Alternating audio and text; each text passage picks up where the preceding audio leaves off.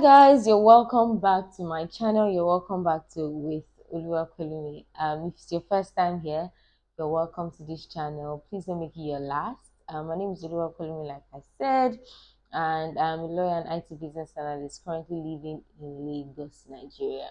I like to make videos about tech and everything that I find interesting, but predominantly tech and predominantly working as an IT business analyst. So let's get right into the video for today. Subscribe. Don't forget subscribe. Don't forget subscribe. So as the thumbnail already says, right, we're going to be talking about Stakeholder Engagement Day. And it was pretty much inspired by a reel, like a short video that I posted on all my socials. By the way, if you're not following me on Instagram, follow me at with Oluwakolumi on Instagram, on TikTok, and of course on Instagram. Yes, let me catch you on the other side and let's chit and let's have a tete-a-tete, right? And so, like I was saying, I posted a video that had to do with what my daily life was as an IT business analyst, especially when it was about dealing with people. And I posted having like two emotions. One, we're giddy, we're in best of moods, we're working, we're jiving, everything's making sense, right? We're working together. And the other one is a mood of frustration, right? All in one day. And I think I gave a caption that I'd experienced these two moods in one day. And I kid you not, this is not a lie. The life of a business analyst is one riddled with, ups and downs, in one day. In fact, in an hour, you can go ups and downs, your emotions just ups and downs. But I think I've learned, that it's work, right? And it's okay not to get emotional about anything, right? It's work. It's all on the job. So it's okay not to, in fact, it's advisable, doctor's recommendation, not to get emotional about anything or not to take anything to heart. So it's based on this premise that this video is coming out now.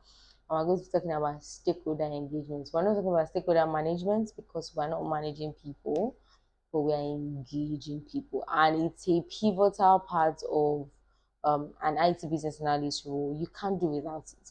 You're constantly working with people. You're constantly working even with your development team, with people, with your sponsors, people, with your stakeholders, who, by the way, form like a large percentage of the people you're going to be working with. People. So there's no way you can't run away from it. So if you're one of those people and you're thinking of being an IT business analyst and you hate people, you might want to think of another career, right? Let's start by defining what a stakeholder is, right? A stakeholder is essentially anybody who has an interest in your project. So ranging from your end users. By the way, even your development teams are your stakeholders, but that's just by the way. But so anybody that has an interest in your project, and that is what we're going to be talking about, how to now engage with these people who have an interest in your project, right?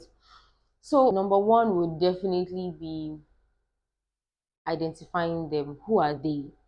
Working as an IT business analyst, every now and then you come with different needs depending on how your organization is structured.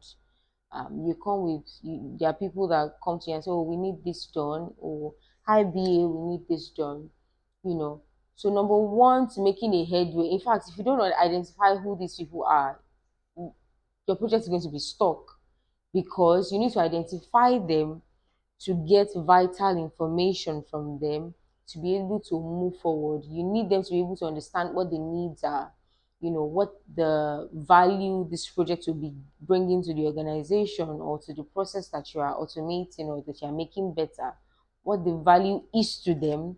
You need to understand their pain points. What sentiments do they have to this project? Um, so these are some of the things you need to identify them. Who are these people, right? How many are they? And this is very key. Again, if you do not identify your stakeholders, your project is dead on arrival. In fact, there's nothing you're working with. It's almost like somebody going to school without, I want to say notebook, but I'm not sure that students still take notebook to school now. Maybe notebook, maybe laptop, depending on how type of school that you attend. Basically tools, right? So identifying stakeholder is definitely number one. I think number two is definitely you have to be able to analyze the stakeholders. Analyze them, just like I said before, what are their pain points? Analyze them as to understanding what they are trying to get out of a project, right? So it allows you to place people, I don't want to use the word boxes, but it allows you to place people, analyze them so well that you know how to communicate with them going forward. It allows you to say, oh, this person likes to be communicated with in this way. This person likes to be, because it's people. So it might sound very simple, the way I'm saying it, but it's people. And if you're an adult watching this, if you know anything about people, you know that we're a bit complicated, right? We can't be complicated. So there's a lot of planning, in it, sitting down and analyzing your stakeholders and see who is this person, what level of management are they, analyzing your stakeholders, understanding the role that they are going to be playing um, on the project, right? One important tool that is used that we use to identify, or so to speak, put the stakeholders in a box is what we call RASI. It's supposed to guide you on how to engage your stakeholders. RASI, R stands for responsible, A stands for accountable, C stands for consulted, and I stands for informed. Just by the mere, the words, you can already understand what these things are for. So you don't want to give somebody a responsible role or somebody an accountable role when you should just inform them or when you should just consult them. Consults are typically people that are subject matter experts, right? So people that you should ideally just consult and say, oh, we're trying to do these things, right? Based on your experience on, implementations, right? What are your thoughts on this? Give your professional advice on things like this. You don't want to give somebody like that a responsible role, right? Or people that you just want to typically keep informed and you begin to give them roles of responsibility. You already know that that project is not going anywhere. You are hitting a dead end, right? Dead on arrival. So putting and compartmentalizing your stakeholders, through analysis, right, helps you to thoroughly identify, helps you to thoroughly know how to deal with them, going forward. And so that's analysis. So number three definitely is communicate with your stakeholders how they prefer. So some people, when you communicate with them only via email, you will not get anything out of them. Some people like to be interactive. They prefer, when they are seeing you one on one or via a call when you're speaking, right? They prefer to be able to communicate with you in that regard. And so if you communicate with somebody that likes to talk to you, has to put a voice to the name or whatever, or just speak to you or put a face, right? And you begin to send emails, you're not going to get the best out of them. They might give you some information, but it might not be, exactly what you need, right? And some people, if you go the route of, communicating with them and them seeing you, one on one, it will not work. Over familiarity can start to enter. And for some of them, emails, they respond to emails. That's how to get them to do something for you. Smiling with them and interacting with them might not be the best approach for you. So you need to know how to balance it out. And what I'm trying to say in essence is that a one straight rule cannot work for everybody. If you say, oh, I'm a BA, we communicate, we send mails, and every stakeholder that you're meeting, you're communicating, you're sending mails. Wisdom is profitable to direct. Let me borrow a page from the Bible, right? So know your stakeholders after you've identified them, analyze them, and please speak to them how they prefer. That's the way you can. Human beings can be quite complicated, right? So communicating with stakeholders is almost like a love relationship. Loving your partner how they want to be loved, kind of situation. Exactly. It's not so different from it, right? So that's number three. Number four will be planning. In fact, this should actually be number three, is planning how to communicate, right? You cannot just wake up in the morning, oh, I have a project, so I'm going to call this person A, B, and C. You have to sit down and plan how you're going to communicate with them. This is determined by, it comes from number one, which is identify, it comes from your analysis, number two, and it also comes from the type of projects that you're going to be handling. So you're planning the communication vis-a-vis the type of project and the type of stakeholders that you're working with. So take for example, you're working on a large project and your stakeholders have a large user base. I'm talking about in the 200s, in the hundreds, in the 500s. You already know that something like a one-on-one interview will not work, or workshop will not work, because how many people are you going to have to do a one-on-one interview for? So you already know something like that. Maybe like um, a a survey will work, especially if they're not also in the same location, right? A survey would most likely work for this type of stakeholders, right? But now imagine you having to work maybe you just 5 or 10 stakeholders, and you begin to do survey. There's already problem. So knowing who and what helps you to sit down and you plan and you analyze and you say, okay, this person, this works best for them. These are the questions I'm going to be asking, which takes me to the number five. Ask a lot of questions. How now the way you will ask your questions will differ from stakeholder to stakeholder. There are some people that they like to talk. It comes easy for them. When you say, oh, sorry, I need your input on this, before you say you need their input on this, they are ready for you. They're ready to give you all that you want, even though they like to talk a lot, which is why you must ask a lot of questions, and you must pen down, you must have your questions planned out before you go out for your stakeholder engagement. Because say for example you're dealing with somebody that likes to talk a lot, there's every possibility or probability that they can veer off what you're trying to communicate. So systematically and strategically, for somebody like that, that is ready to help you and is giddy to give you all the information that you want, just like that. When you have, you know, when you have points written down, planned out, it's easy for you to redirect them and say, oh, okay, I hear you on this skin. It makes a lot of sense. This is awesome. But I'd like you to also touch base on this, and this. You can only do that because you have pre-planned some questions. Not to say that some questions cannot come out. In fact, a lot of times questions even come out from the engagement that you're having, as you are hearing some of the feedbacks that they have for you, and as you're eliciting some questions that you did not even have prior notice of, that you would want to ask, begins to come up as important for you to ask, to be able to clarify or to be able to gain clarity.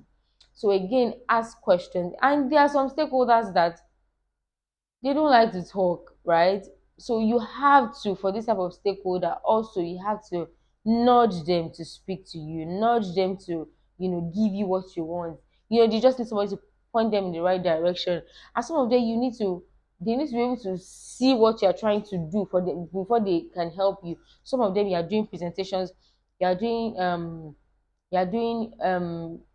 a prototype, right, for on Figma, for example, so that they can visualize what you're trying to do. Because some people, it's until they see what you're trying to do that it begins to spring up in their head that, oh, okay, this they begin to be able, it begins to flow well for them to be able to give you the support and information that is required for what you're trying to do. So essentially, number one, identify. Number two, analyze. Number three, plan how to. So I'm putting it orderly now. Plan how to communicate with your stakeholders. Number four, communicate with them how they prefer. Number five, ask questions, right? Ask a lot of questions. It will do you good. And definitely number six, please listen. Please listen. it's very important that you listen. You have to be, it comes with the job for you to be, as a business analyst, for you to be a good listener, right? Like I said, it's almost like a love relationship. Only that this is in corporate, right? You have to be, have the capacity to listen, even listen to some of the things that people are not saying. For example, you can tell the disposition of a stakeholder to your project by their nuances, by their body gestures, and how they react to you coming to them, to elicit information. Like I said in the beginning, your stakeholders can determine the success or failures of a project. Let me put it to you that, people that are business analysts will agree with what I'm saying, from experience. But if you're a new person, you're trying to, get into business analysis, it's important to know that not all your stakeholders are interested in the project, right? Even though the name of a stakeholder is people that will have interest in the project, but the truth is not all your stakeholders want the project to actually come to fruition, either for sentimental reasons, either because some people feel like it will take them out of jobs. E.g., take for example, you're trying to automate a process that some people are currently doing manually. So it could tick off a time bomb saying that, oh, so when they automate this process now, so what will be my job description? What am I supposed to now be doing? So you can already picture how much of a resistance this type of stakeholder is going to pull up, when you're trying to elicit from them. So again, you have to be able to listen to even body gestures and how people react to you, because this will help you to engage stakeholders properly and accordingly, right? I hope you've learned a lot. So number one, identify. Number two, analyze. Number three, plan how you want to communicate. Number four, communicate with your stakeholders how they prefer, right? um Number five, ask a lot of questions, have your questions planned out. Number six, last but not the least, listen, listen, listen. We have come to the end of this video. It's supposed to be a short one, really. Supposed to be a very short one, because I just decided to take a break, from doing how-to videos and actually speak to you, to be able to communicate this effectively, right? So number one, in the comment section, please let me know. I'll actually use your comments in the comment section to do my next to ideate my next how to video. What would you like me to show you how to?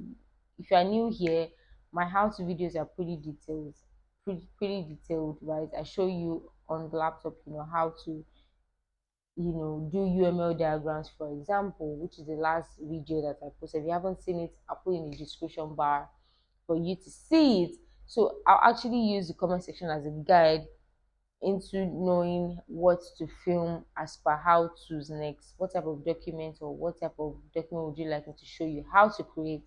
And that's number one. And number two, guys, we are now over 500 subscribers on YouTube. It's been a journey, such a journey, right? Woof. It looked like a number that would never be attained, but now I'm so thankful and I'm so glad, that we are there. And speaking of, we're gaining momentum, right? I want to thank you guys so much. You watching this right now, you make it all worth it. Thank you so much for watching, and thank you so much for engaging. I must say that I've connected with a lot of people via LinkedIn and via Instagram. By the way, if you have not followed me on my social media pages, follow with Oluwa calling me on Instagram and on TikTok. I'm actually very receptive, and I 100% of the time will reply your message and answer all the questions that you might ask. I also see some of you guys on LinkedIn that I know that it's because you saw my videos and that what prompted you messaging me. So I do not take your love for granted. Thank you so much. Thank you so much for riding with me and for learning with me. Thank you. It means the whole world to me, and it makes it's worth it. All the stress. I mean, I was recording this video and half of my audio was off and I had to start again. So because I know that somebody is at the other end of this of this screen watching this. This is why I did that. And thank you so much. I do not take your love for granted. And so to my next vlog, please do not forget to like, don't forget to subscribe, don't forget to meet me in the comment section and all that good stuff. And to my next vlog, it's love and light, guys. Keep learning and keep growing. Adios.